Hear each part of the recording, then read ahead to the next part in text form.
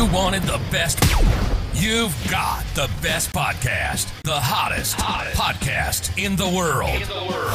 The Chris Voss Show, the preeminent podcast with guests so smart you may experience serious brain bleed. The CEOs, authors, thought leaders, visionaries, and motivators.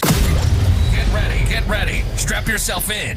Keep your hands, arms, and legs inside the vehicle at all times, because you're about to go on a monster education roller coaster with your brain. Now, here's your host, Chris Voss.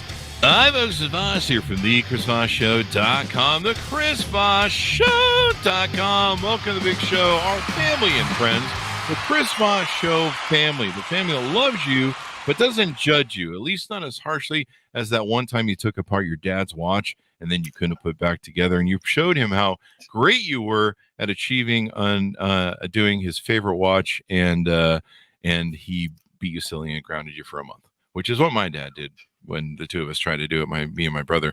But that's a different story for another time and another show. Today we're doing instead of doing brain bleeding, we're gonna do some fire.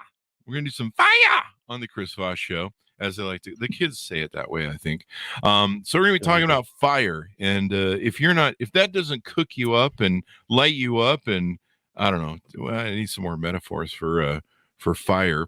You're just gonna have to deal with it. You're just gonna be burnt to a crisp at this show. That's basically it. So I think you're gonna enjoy it, and if not, see the front desk for refunds.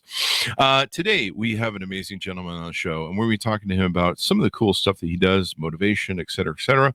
But first, make sure that you go to goodreads.com/Chris Voss, linkedin.com/Chris Voss, youtube.com/Chris Voss, and Chris Voss 1 on the Tickety Talking. Subscribe to that LinkedIn podcast newsletter. That thing is killing it over there. It just grows like a weed. Like every day I go in and I'm like, who the hell keeps subscribing to this thing? I thought we used everybody on LinkedIn, but evidently there's a few thousand people on LinkedIn. So there you go. This gentleman comes to us today, and he is with his company.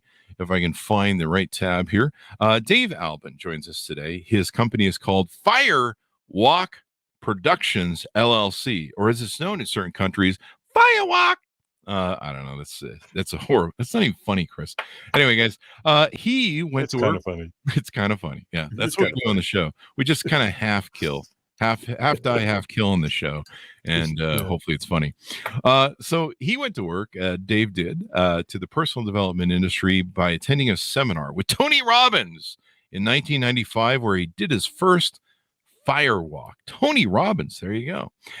Dave went to work for him just shy of 20 years as Tony's Firework. I'm not sure if I'm reading that right. Dave went to work for Tony Robbins, and he was just shy of 20 years as Tony's Firewalk captain, and he retired from the Anthony Robbins companies in 2014, shortly after Google hired him to put on an event for him, because we know how Google likes to cook people.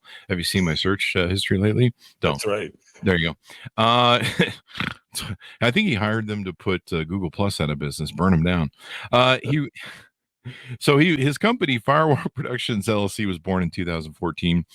He's done gigs for NASA, Heineken, the Entrepreneurs Organization, Remax, Chick-fil-A. That's how they cook the chicken over there. Prove It, Google, NC Corporate Chiropractic Association. I believe that's North Carolina. I'm not sure who NI is, though. North Illinois. I think that's what it is. Isogen, Heineken, Boone, Blowing Rock, Ash, and Caldwell County Chamber of Commerce. Wayne Dyer. We've all heard of him.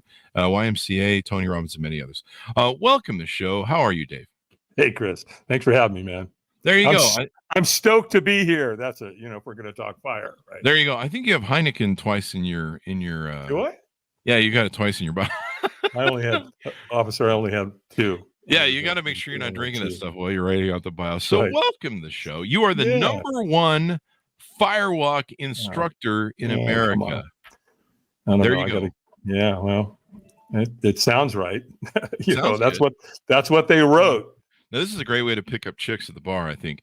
So give us a .com. Where can people find you on the interwebs? Firewalkadventures.com. It's all there. Firewalkadventures.com. So give us, I've kind of thrown it around a little bit, but give us a 30,000 overview of what you guys do over there. We create some of the most powerful, life-changing, paradigm shift experiences in America. Mm-hmm. I mean, it's simply put, team building is team building, right? But if you don't get people up off their butt and do something, what doesn't challenge you doesn't change you, Chris. We all know that. That's true. That's where it really, when I did my Firewalk, I learned very quickly that it was literally one of the most life-changing experiences of my entire life. There you go. And it shifted me. Yeah. And it made a major shift for you. Now, big time. Why, how old is firewalking? As a thing in America. I mean, you can, if we research it, we'll hear as far back as 1,000 years. Yeah. So if you look at the cultures around the world, firewalking was used as a rite of passage. It's a graduation.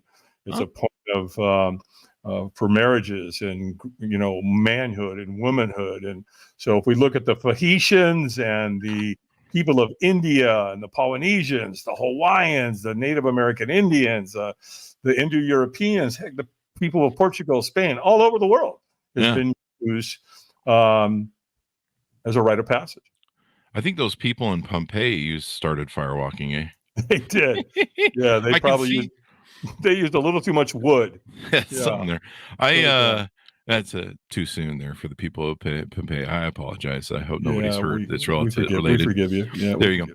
I know in Hawaii, when those big volcanoes, go on, you could probably learn to firewalk really well as you're trying to run away from the volcano. We did. Not just did we Tony's one of the last life mastery did the 40-foot firewalk we did on the Big Island on the Kona side at the Waikoloa Hotel. Yeah, so we've done several on the Big Island. When did you do your first firework? Were you attending a Tony Robbins seminar? Yeah. And what year was your first? 95. Holy crap! Wow. Yeah, way back. And so, what did you think? Because a lot of people approach us like, "This sounds like it's gonna burn my feet." I said no. I wanted to go see Tony, but I was like, I'm not going to do that firewalk thing. That's bullshit. That's insane. Why would anybody do that? In fact, when I first heard the term firewalk, I didn't even know what that meant. I had no references for that. And you get to a Tony event, and he starts. He took the stage at 2:00, and the next thing I know, Chris, it's after midnight. I've been in a room for 10 hours with this guy, and all of a sudden he goes, "Take your shoes off," and I'm like, "Oh no, sorry, pal, you're not tricking me. No, we're not doing that." And here's my dilemma. I'm in a room with 3,500 people. Guess what they're doing? They're taking their damn shoes off. Wow. So now I either don't take my shoes off and everybody's going to know I'm a chicken shit, or, I take my shoes off and just fake it and go out there and hide in the back. That was my plan. And that's what I went for. However, it gets worse, because when Tony takes you out into this big parking lot with 3,500 people, guess what he gets everybody to do before they go out there? What? They start chanting and clapping. So everybody's walking out there. Yes. And it gets worse, because when you get out there, he's got African drummers. Really? Oh, yeah. So then it's dun, dun, dun, dun, dun, dun, dun, dun. People are clapping. And how do you set this up? Well, they start a big fire early in the day, and that fire's huge. It's like it's 35 feet wide, 70 feet long, and they throw tons of wood on it. I mean, just cord after cord, probably 10, 15 cords of wood. Wow. And so then at the end of the evening, it renders. And that's what they do. That's what they use. So what they do is they take a bunch of wheelbarrows over to that big pit. They load those coals in a wheelbarrow. Then they bring a wheelbarrow in between 2 lanes of sod, of grass. They call it a fire lane. Give it 3 feet wide, 15 to 18 feet long. And then they just take a flathead shovel and they sprinkle those coals on top of that grass. And that's what you walk on. Wow. Now, how do you not get burned? I don't know. People ask me all the time. I'm like, I don't have a clue, man. Why does everybody ask me, right? I just know that I walked on coals that were 1,000 degrees. I didn't burn myself, and I didn't have a clue how. Wow. I just know that I did it. Wow. Here's what I will tell you, though. When you get ready to go and you take that first step, you'll take the second, third, fourth, and fifth. I promise. Yeah, you're going to keep moving. Yeah. Oh, you're going to keep moving. Yeah. And so now you're in the celebration end with, a couple thousand people who are all jumping up and down. It's exhilarating, Chris. Yeah. It is like, I can do anything after I do that. It's like, right? It's like, where's the bus? Let's go. Where's Everest? Come on, people. We got something to do here. Yeah. And but where it got interesting for me, yes, the celebration was phenomenal, but was the next day. The Firewalk's a 4-day event. He does it on day one, the night of, and then day two. This is where it got pretty interesting for me, is that when we all came in that next morning, we're standing in the foyer getting ready to go into the venue. And there's 3,500 people. And I've never seen or witnessed anything like this in my life. People were so getting along with each other. It was so humanistic. Wow. People are laughing and they're crying and they're hugging and they're talking about the Firewalk and they're talking about their fears. I mean, it's beautiful. Yeah. Because, obviously we drank the Kool-Aid the night before. Yeah. Right. So all of us collectively, you get your self-worth, your self-confidence, and your self-belief, and it's elevated. That's why Tony uses it on day one. Yeah. Because then he's got you for day 2, day 3, and day 4. And it kind of minimalizes your fears and phobias and different things you have. Like, you kind of look at it and go, geez, everything else is kind of peanuts compared to what I just did. It's magic. It's just, there's a magical something about the fire being the element. And when you look down at those coals and they're bright red, you got fight or flight going on. It's not a question if they're hot, right? And plus there's the wheelbarrow there, so you can feel the heat from that. Yeah. I mean, when I did my first Firewalk, I literally thought my heart was going to jump out of my chest. I was scared to death. But then 4 seconds later, I'm jumping up and down like I'd won, the lottery. I mean, it's even more than that. It's such an exhilarating feeling. This is crazy. The next day, after, we all went in, later on, I met one of Tony's trainers, a guy by the name of Ted Macy. Sweet dude, great guy. Him and his wife, Mary, both trainers for Tony.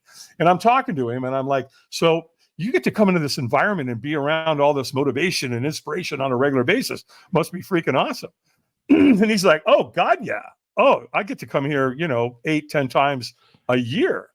And he says, hey, let's say, look, see those people standing over there with the black shirts? I'm like, yeah. With the pink writing on the back? Yeah. He goes, dude, they're volunteers. They're just like you. They came, they did a Firewalk, and now they volunteer their time, which Tony uses about 300 of them per event. And he said, so, when you get home, call Robbins Research. Get an application, fill it out. Who knows? And I did.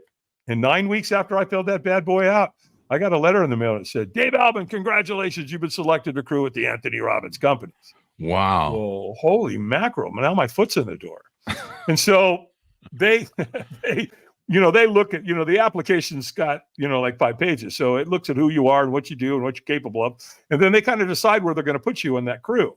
Well, I had a security background and a military background. So they put me on the security team to help take care of Tony's celebrities. Oh, wow. Hell, I can do a whole show on that alone. I mean, that was awesome. I'll bet.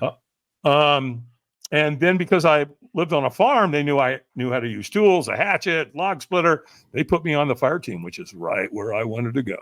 There you go. And there I was. So, and then do you eventually move up and start running his services, or were you just on the crew when Google approached you? No, I was, I crewed like 5 or 6 times, which cost me $2,000 every time I did it. Really? Like you got to pay your way when you're a volunteer. Oh, wow. And my wife didn't like that. She's like, well, this is bullshit. Hold on a second. You're spending $2,000 every time you're going. No, who the hell is this Tony Robbins guy? Have you ever had her do the Firewalk? Well, what happened was they entered his position. And so when they did that, they gave me a free ticket. And so I took my wife and she went through the whole event. And then she walked the fire and she was like, okay. Now I'm in. Took a walk on the beach at the end of the event. And she looked at me and she goes, okay, I get it. I drank the Kool-Aid. This Tony Robbins guy's rocks. You want to run with this guy? Go. Go, said, baby. All right. So she did. That's all I needed. What a life-changing event. Oh my gosh. Yeah. I mean, and then in 2003, Tony offered me the captain's position to take over all of his Firewalks globally. And because I was homeschooling, he said, hey, we'll even pay to have your family travel with us. And so my kids and, we got to go on the road. Hell, their first event was Sydney, Australia. Yeah. That's got to be fun hanging out with Tony. I mean, he seems like he's pretty motivational. Yeah, he's a pretty inspirational guy. And there's a lot of people in his world. Proximity's everything there. Yeah. Are just some of the most phenomenal human beings I've ever met my entire life. There you go. So tell us about your origin story. How did you grow up? There's you're here in 2023. You're marking 35 years of sobriety. Congratulations. I've got some friends that have their coins and And I know what a challenge that can be. But tell us about your upbringing, your history. How did you get down this road? Well, a couple of months before I was born, my biological father had hurt his head. Somehow they put a plate in it to save his life. And apparently it was very, very painful. And he was constantly telling my mother that he didn't know how much longer he could take it. And unfortunately, 2 months before I was born, he told her he was going to the grocery store, and we never saw or heard from him again. Really? So when I was born, I had 2 half brothers. My mother had 2 other boys from another marriage. She was living with my grandmother and another cousin. So there were 6 of us living in a 1-bedroom apartment in Hollywood, California. And mom was working up the street at the Roosevelt Hotel as a server. Now, my mom's, a product of the greatest generation that ever walked the face of the earth, in my humble opinion. They went through the Depression. They went through World War II. When all the men were away during that time fighting the war, guess what? Who was home taking care of everything? The women. So my mother was affectionately known. My biological mother was affectionately known as Rosie the Riveter. She worked for McDonnell Douglas. She was building airplanes. She was up on the wing hammering those rivets in, right? So she knew hard work. She knew the Depression. But the problem was for her is that even as hard as she worked, there wasn't enough. You just couldn't feed all 6 of us. Wow. And so when I was 5, she went to her older sister. She was a family of 8. And she went to her older sister and she said, "Will you adopt David?" And Bob and Pat Albin said, "Yes, we'll definitely do it." Wow. And so they adopted me, my aunt and uncle, and took me to Long Beach, California. And that's where I was raised. Wow. And then that was I was 5. Everything was great, Chris. It was a wonderful life. Camping, Yosemite, Big Bear, Arrowhead, you name it. I was like, it was a dream come true. And then on the first day of summer, 1964, they brought me in the kitchen. Pat set me down with tears in her eyes. She looked at me and she said, "David, we need to tell you something. And what we need to tell you is we're not your parents." Okay. Well, what the hell does that mean at 11 years old? Of course you're my parent, right? It's like walking out saying, "Hey, the sky's not blue. Well, it looks pretty blue to me." And then, they looked like my parents to me. So that's when my life took a hard turn. Wow. Shortly after they told me, they both started drinking. Now, Bob Albin, my uncle, who is my dad at that point, he's military, highly decorated in World War II, career military officer, Army, National Guard. So we lived in a nice house. We had nice things. But when he started drinking and Pat started drinking, it got ugly really, really fast. Wasn't that fun kind of drinking, huh? Yeah, Pat was okay. My mom was okay, but Dad was not. He was vicious. He was ugly, mean, nasty. And so, I never wanted to be in the house. I was constantly somewhere other than wanting to put up with all that crap. I was a gatekeeper. I had to go into the bars, get him out. I mean, all the alcoholism. Oh, wow. Well, they went to the store one day. Back in those days, you left your kids home. Nobody cared, right? It was like it was okay, right? And so they went to the grocery store, and I knew where the booze was. They hid it in plain sight, and I wanted to know what the hell this shit was. I don't know. I just saw these 2 beautiful people turn into not such nice people by drinking the shit. And so I went over, grabbed it. It was a half gallon of brandy. Wow. And I poured it in a coffee cup, half full, and I downed it. And Chris, I never had a chance. I was alcoholic right on the spot. Damn. I started thinking alcoholically, acting alcoholically. It was like pouring rocket fuel into me. And I have alcoholism throughout my entire family. So it just, it didn't spare me. I can tell you that. And so things, when you, at that point, when you start drinking at 11, 12 years old, next thing you know, you get hanging out with the wrong people, and then drugs show up on the scene. And hell, by the time I was a junior in high school, they brought me in the principal's office one day and said, "Albin, out, we're done with you." And so, but I had an entrepreneurial spirit. And so when I got kicked out of high school, I didn't care. It didn't bother me at all. It didn't worry me, nothing. In fact, there was a song back in those days written by Paul Simon. And some of the lyrics were, "When I think back of all the crap I learned in high school, it's a wonder I can think it all." Right? Remember that? You and me, yeah. So, again, my entrepreneurial spirit. I had a paper route, right? You're running your own business. I lived across the street from a golf course. I used to ride my bike around the perimeter and find golf balls, and then sell them back to the golfers in the parking lot. My mom grew beautiful flowers in the backyard. She put those together for me, and I sold them out on the street corner. So my belief system at a very young age was, there's money out there. Go get it. Hustle. And so that's and I've been hustling, and, my entrepreneurial spirit has been going strong ever since. I'm not employable. I'm just not. You and me. I think that's the one thing about almost entrepreneurs, especially ones that have been doing it for. We're not employable. I mean, we've been, entrepreneurs for so long. We don't work well with others or for other people. No, we don't. And especially when you come across really bad leaders, you're just like, are you fucking serious? Like, this is how you do things around your office? Have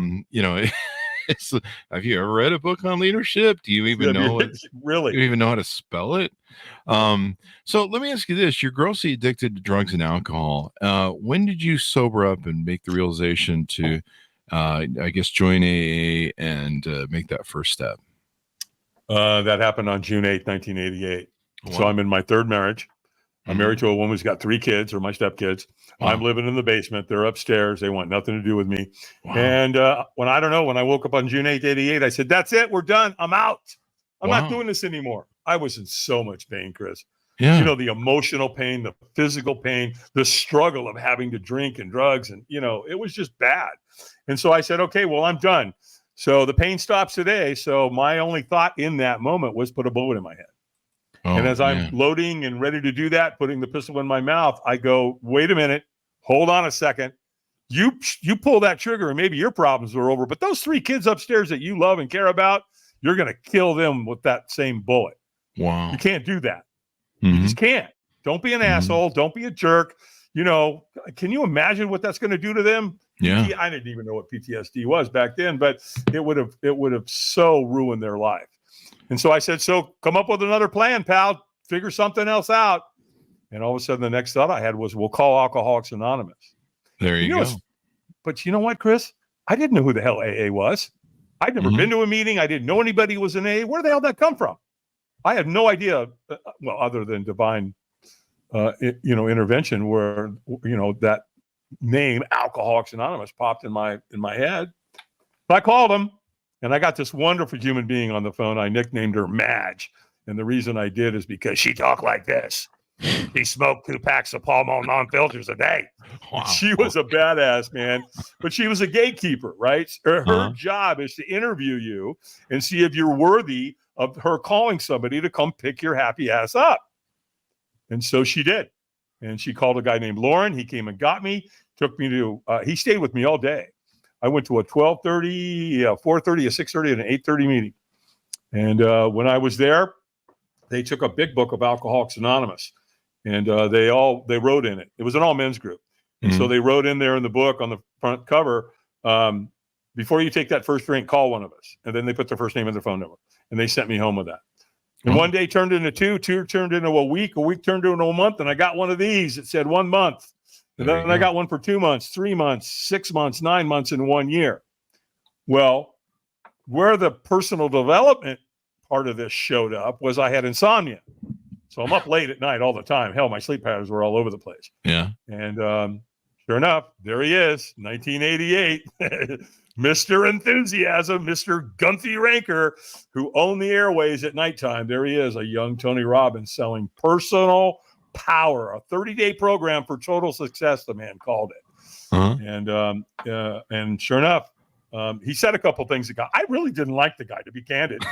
What a pompous asshole this guy is.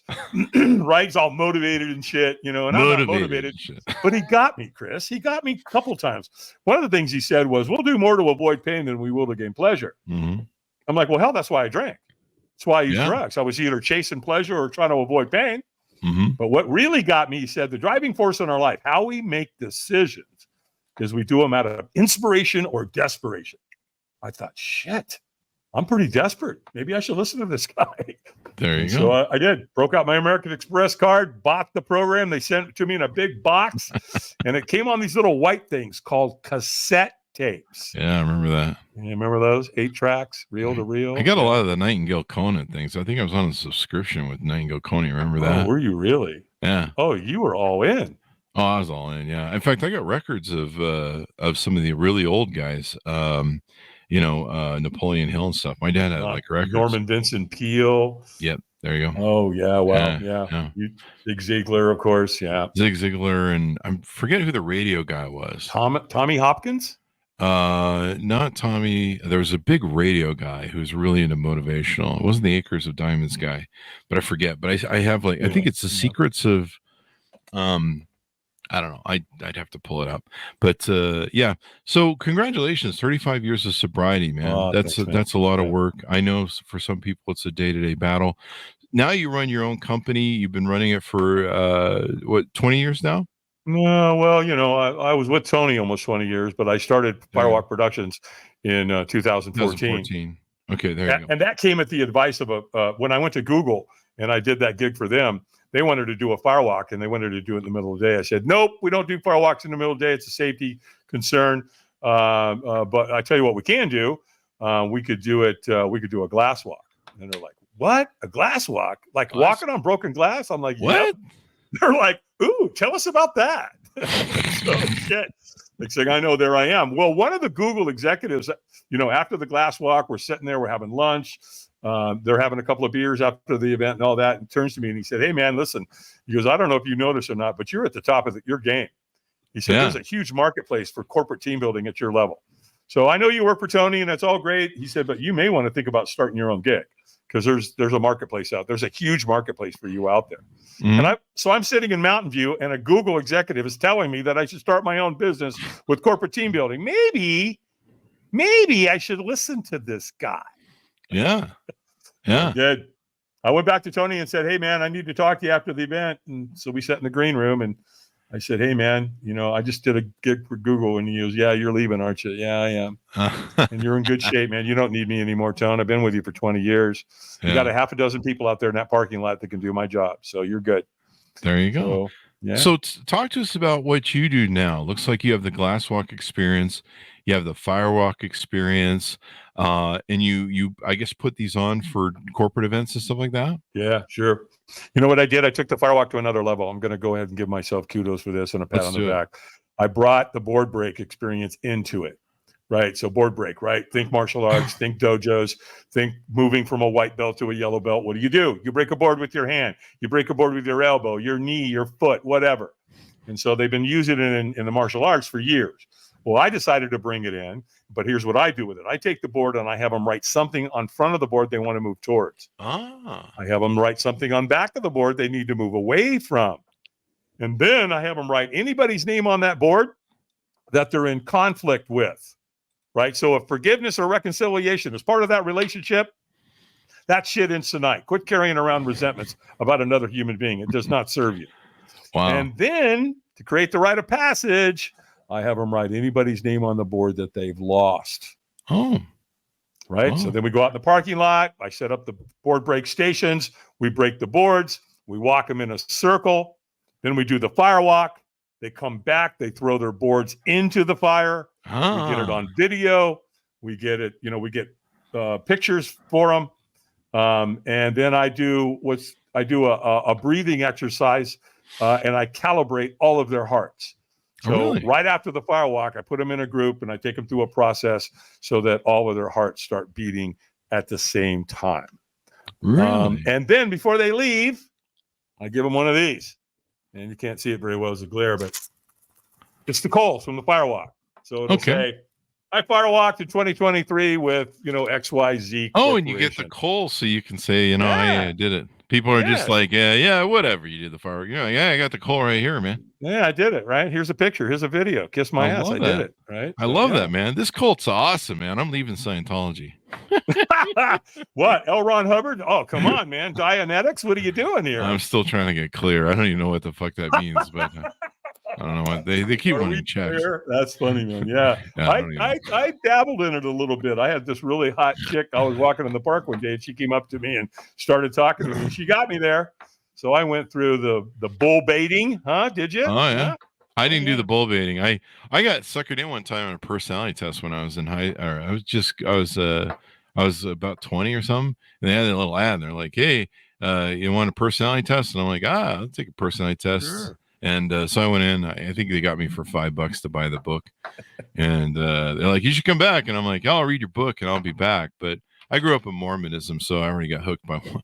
I already got suckered by one book. Oh, God. So you were double whammied. Okay. Yeah, I don't need any more cults. No. We're done with the cults. But I like your cult. This sounds like a good cult. This sounds like, it's it's not something where, it's the Moonies where I'm going to end up drinking. It's pretty freaking awesome, Chris. I love it. I love it. It's an amazing experience. What sort of, it's pretty much any company reach out to you and work with you and do business We've done with them you? all. There you go. I mean, I'm every spectrum. I've done high schools, all the way up to Google. I do a lot of work with the EO organization. I think you know who those guys are, right? Entrepreneurs Organization. I did 5 gigs for them last year. They just booked South Florida.